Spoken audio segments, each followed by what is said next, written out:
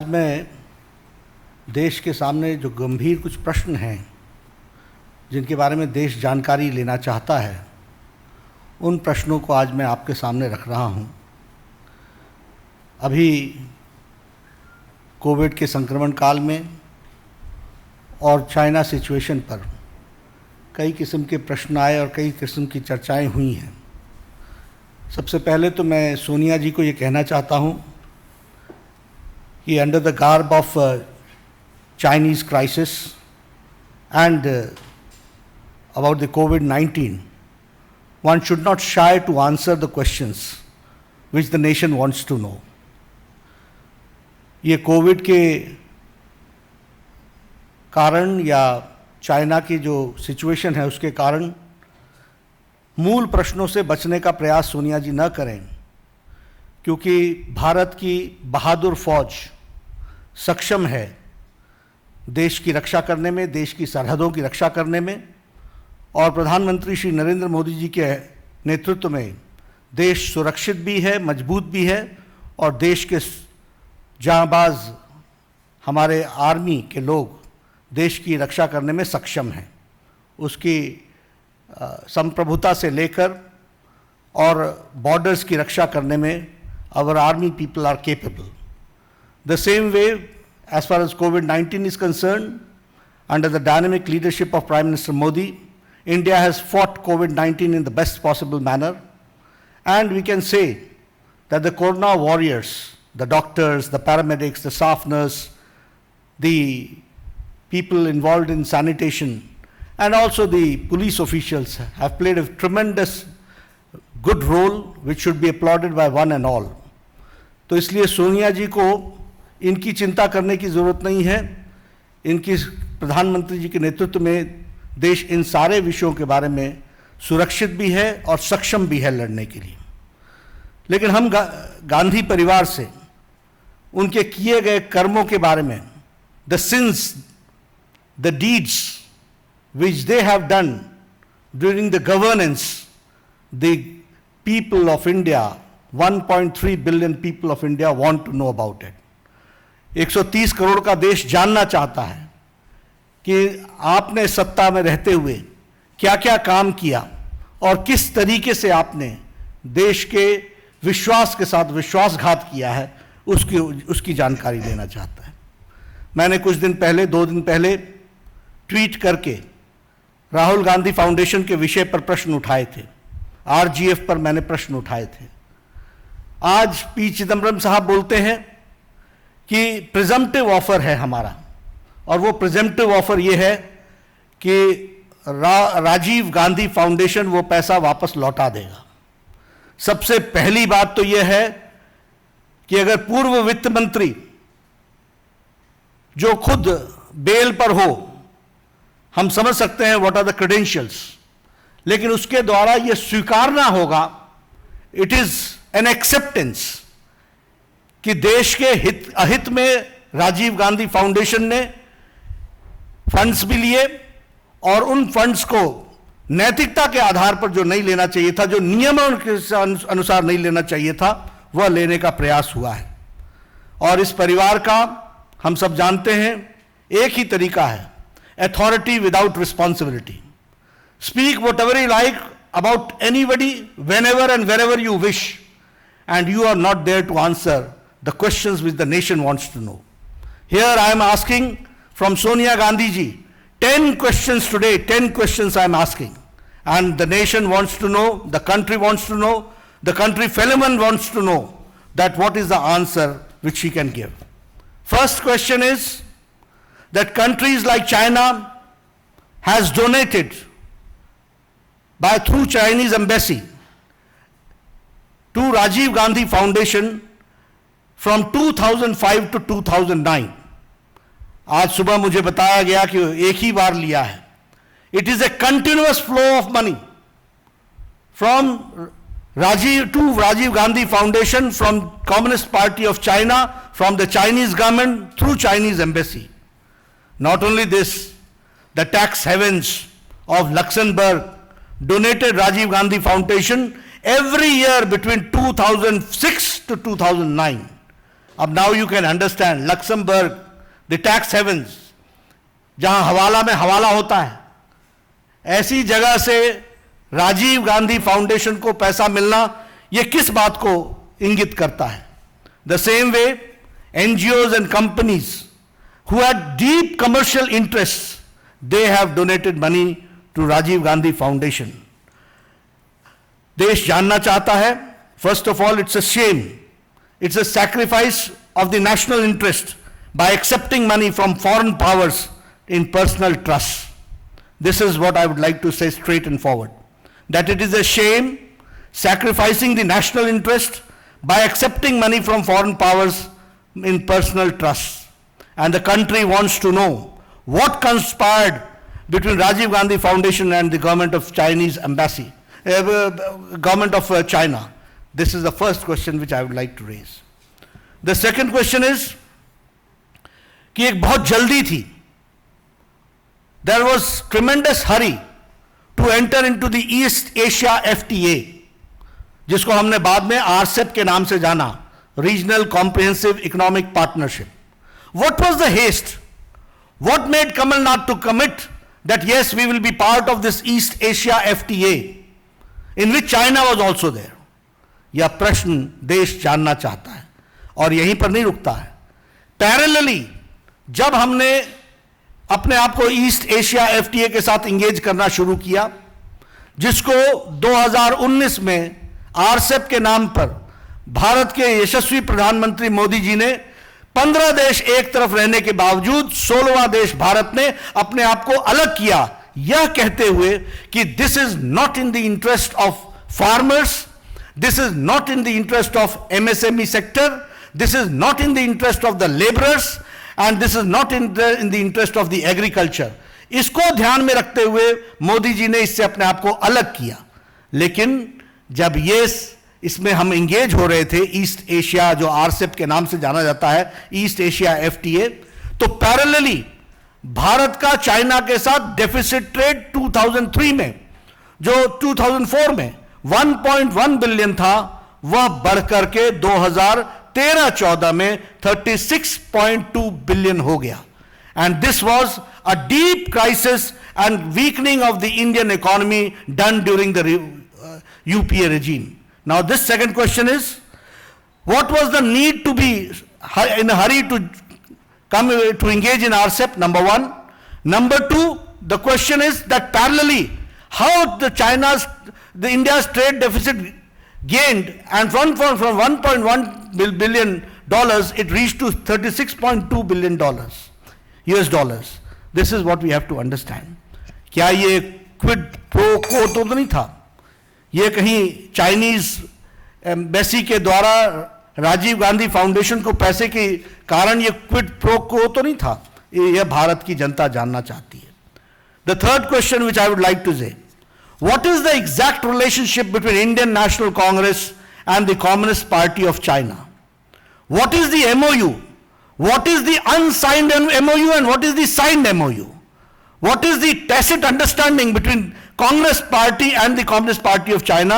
The country wants to know, and country wants to know the details of the MOU, signed and unsigned. The tacit understanding which has taken place between which takes care of the interest of Chinese or China government through the Indian National Congress. My fourth question is that the Rajiv Gandhi Foundation, RGF, worked in close association with China Association for Internationally Friendly Contact. Rajiv Gandhi foundation RGF ने बहुत closely, बहुत नजदीकी से काम किया Chinese association for internationally friendly contact. और ये जो संगठन है China association for internationally friendly contact, this is a vehicle used by Central Military Commission of China. This is a vehicle used for Central Military Commission of China, which the purpose of this commission is to infiltrate, to influence the voices of the leaders of the other countries. Now I would like to know, what was the role of Rajiv Gandhi Foundation with the friendly contact of China Association of Indian Internationally Friendly? And what was the relationship between Central Military Commission of China, which was trying to infiltrate and influence the policymakers of our country and trying to influence their voices? इसके बारे में हम जानना चाहते हैं। और इसके साथ साथ हम यह भी जानना चाहते हैं कि how much influence and infiltration was done by Chinese government through this Rajiv Gandhi Foundation. So this is my fourth question. Now I come to the fifth question. I have asked 4 questions about the involvement of Chinese government with Rajiv Gandhi Foundation. Now the fifth question is related to the PM National Relief Fund. The country would like to know कि प्रधानमंत्री national relief fund जो लोगों की सेवा करने के लिए है, जो लोगों के हार्ड अर्न मनी है, जो लोगों की राहत पहुंचाने के लिए है, जो प्रधानमंत्री के माध्यम से जनता जनार्दन की सेवा के लिए है, उसमें से 2005 से लेकर 2008 तक राजीव गांधी फाउंडेशन को पैसा क्यों गया? Why the money was diverted from PM National Relief Fund from 2005 to 2008 to Rajiv Gandhi Foundation? This is a question which the country and my country fellow men wants to know. हमारे देशभक्त जानना चाहते हैं। हमारे देश की जनता जिन्होंने पूरी ताकत के साथ प्रधानमंत्री नेशनल रिलीफ फंड को मजबूती प्रदान की, हार्ड अर्न मनी दिया, वह उसका पैसा को राजीव गांधी फाउंडेशन में क्यों डाइवर्ट किया गया? I would also like to know that UPA government में it was forced for multiple ministries like MHA, MHRD, Health Ministry, PSUs like SAIL, like GAIL, like SBI, ONGC, इनको RGF को fund release करने के लिए force किया गया। मैं ये जानना चाहता हूं कि ये लोगों का hard earn money, my fifth question is the hard earn money of the people, why it was transferred and diverted to Rajiv Gandhi Foundation, which is a personal trust? What intention was there? इसमें intent क्या था? यह देश की जनता जानना चाहती। कारण क्या था? किस लिए दिया गया? यह सरकार, मनमोहन सिंह की सरकार, यह राजीव गांधी फाउंडेशन की सेवा के लिए लगी हुई थी या गरीब जनता की सेवा के लिए लगी हुई थी? सोनिया गांधी जी के इंटरेस्ट को वॉच करने के लिए लगी थी या गरीब जनता की सेवा के लिए लगी थी? यह विषय हमको जानने की जरूरत है और यह देश भी जानना चाहता है। Rajiv Gandhi foundation took hefty donations from major Indian corporates और लोगों के लिए गरीबी का नारा लगाते रहे। The rhetoric was about poor people, गरीबी के बारे में बोलते रहे, लेकिन कॉरपोरेट्स के साथ बड़े डोनेशंस लिए गए और बड़े डोनेशंस के जगह पर हेफ्टी कॉन्ट्रैक्ट्स दिए गए और यह था क्विड प्रो को। इसको कहते हैं क्विड प्रो को। एक तरफ से पैसे लिए गए और उसी माध्यम से, उनके इन्फ्लुएंस से हेफ्टी डोनेशंस भी लिए गए और हेफ्टी कॉन्ट्रैक्ट्स भी दिए गए। यह मेरा छठा प्रश्न है। मेरा सातवां प्रश्न है कि प्रधानमंत्री नेशनल रिलीफ फंड का ऑडिटर कौन है? Who is the auditor of PM national relief fund? The auditor was Thakur, Vaidyanathan and Iyer Company. This was founded by Mr. Rameshwar Thakur, who happened to be the Minister of Finance, State Minister, Union State Minister of Finance. अब आप देखिए national interest कैसे compromise होते हैं। And he was MP of Rajya Sabha for 2 terms and he was governor of 4 states. 4 states का वो governor था। तो ऐसे Rameshwar Thakur his company was the auditor of PM National Relief Fund for decades together. Country wants to know कि ऐसे लोगों को इस तरीके का कॉन्ट्रैक्ट देकर के क्या सरकार करना चाह रही थी? और आपको यह भी मालूम होना चाहिए कि पीएम नेशनल रिलीफ फंड में एक ट्रस्टी इंडियन नेशनल कांग्रेस का प्रेसिडेंट भी है। इसलिए मैंने कल आरोप लगाया था कि पीएम नेशनल रिलीफ फंड का trustee Sonia Gandhi PM Rajiv Gandhi foundation का की चेयरपर्सन सोनिया गांधी, खुद पैसा निकालो और खुद अपने ट्रस्ट में डालो। Nation wants to know, the country wants to know, ये मैं आपको बताना चाहता हूं, देश के लोग जानना चाहते हैं। राजीव गांधी फाउंडेशन को आज 2019 में 100 करोड़ का corpus as on evaluated on 2019। मैं जानना चाहता हूं कि राजीव गांधी फाउंडेशन को जवाहर भवन के नाम पर वह जमीन करोड़ों की परपेचुअल लीज पर कैसे दी गई? Why was it given and why was it selected only to be given at such a costly place on a perpetual lease? यह भी देश जानना चाहता है। डॉक्टर मनमोहन सिंह ने 100 करोड़ रुपए इनको 1991 के बजट में दिया। उसके बाद कंटिन्यूअस मिनिस्ट्रीज ने, वेरियस मिनिस्ट्रीज ने इनकी फंडिंग की, पीएसयूज ने फंडिंग की।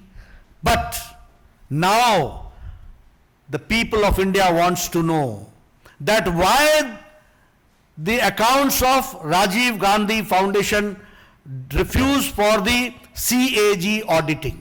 क्यों auditing नहीं हुई? Why it was refused? Why RTI was not applicable in Rajiv Gandhi Foundation? ये इनके अधिनायकवाद का, ये इनका अहंकार का सूचक है। ये कुछ भी कर गुजरेंगे, नियम को धत्ता दिखाएंगे, कानून को धत्ता दिखाएंगे, लेकिन उसके बावजूद भी जो मर्जी होगी वो करेंगे। और आज हम ये जानते हैं कि यह न इसकी सीएजी ऑडिटिंग है और न ही ये आरटीआई के अंदर आता है। ये क्या कारण है? कंट्री वांट्स टू नो, ये मैं आपके सामने बोलना चाहता हूं। और मैं डॉक्टर मनमोहन सिंह से कहूंगा कि what is Sonia Gandhi to hide, number 1, and number 2, Manmohan Singh ji, what have you to say on this monumental loot and the organized plunder of public money? What has Manmohan Singh to say about this monumental loot and about the plunder of the public money? Now my 9th question is, Rajiv Gandhi Foundation not only took money and there were scams, but it also gave donations, dodgy donations. पैसा तो लिया ही लिया, देने का भी काम किया, और वो देने का काम डॉजी तरीके से किया गया। I would like to know कि राजीव गांधी फाउंडेशन ने कैसे डोनेट किया राजीव गांधी चैरिटेबल ट्रस्ट को, जो कंट्रोल्ड होती है बाय फैमिली, परिवार के द्वारा चलती है, on by Christian missionary organisation known as World Vision. अब आप देखिए, पब्लिक मनी को ट्रस्ट में लाओ, ट्रस्ट से प्राइवेट ट्रस्ट में ट्रांसफर करो, और प्राइवेट ट्रस्ट में ट्रांसफर करके उसको अपने निजी स्वार्थों के लिए इस्तेमाल करो। यह काम पकड़ा, और ऑडिट मत कराओ, आरटीआई ना पूछने दो। यह 21वीं शताब्दी के भारत में चल रहा था, यह इस तरीके की गतिविधि चलती रही। Now my 10th and the last question is, आपने बड़ा हल्ला किया, बहुत हल्ला किया मोहिल चोकसी के बारे में, गले फाड़ फाड़ कर मोहिल चोकसी की बात की आपने, जोर जोर से बात की। और ये जो हमारे शहंशाह है, शाही शहंशाह, इन्होंने भद्दे शब्दों का इस्तेमाल करते हुए शब्दों की भी गरिमा नहीं रखी। मैंने उस दिन भी कहा था कि शब्दों के चयन से परिवार के संस्कार का पता चलता है। We come to know about the tradition, about the families tradition, but which type of language they use for honourable prime minister we all know, कैसे शब्द इस्तेमाल किए। लेकिन मैं यहां, मेरा अंतिम प्रश्न, 10वां प्रश्न है कि मोहिल चौकसी से आपने राजीव गांधी फाउंडेशन में पैसा क्यों लिया, और आपने मोहिल चौकसी को लोन क्यों दिया, और यह सब करने के बाद बदनाम करने के लिए हमारे यशस्वी प्रधानमंत्री पर आरोप लगाते हो। देश जानना चाहता है कि मोहिल चौकसी से राजीव गांधी फाउंडेशन का क्या संबंध है, और आपने उसको लोन देने में किस किस प्रकार से मदद की है, यह देश जानना चाहता है। मित्रों, ये हाथी के दांत दिखाने के और हैं और खाने के और हैं।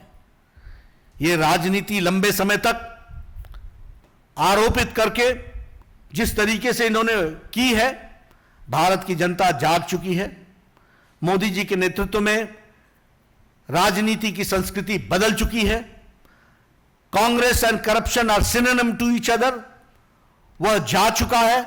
आज सेवा भाव से भारत का विकास, सबका विश्वास और सबका साथ लेकर के चलने की बात है।